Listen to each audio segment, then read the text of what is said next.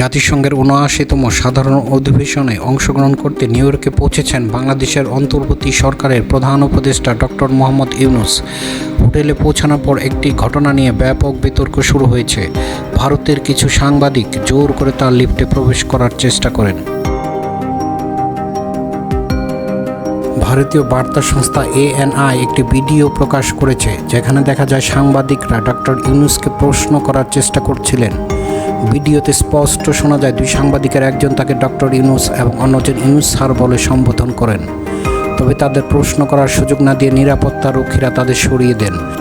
Doctor Yunus তার জাতিসংঘ সফরে বিভিন্ন বিশ্ব নেতাদের সাথে বৈঠক করেছেন, যার মধ্যে পাকিস্তান, নেদারল্যান্ডসের প্রধানমন্ত্রী এবং যুক্তরাষ্ট্রের প্রেসিডেন্ট জো বাইডেনও রয়েছেন। জাতিসংঘ অধিবেশনে তিনি ২৭শে সেপ্টেম্বর ভাষণ দেবেন।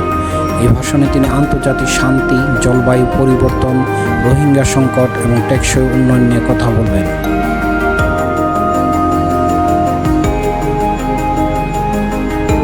শেষে ২৭শে সেপ্টেম্বর রাতে ডক্টর ইউনূস ঢাকার উদ্দেশ্যে রওনা হবেন।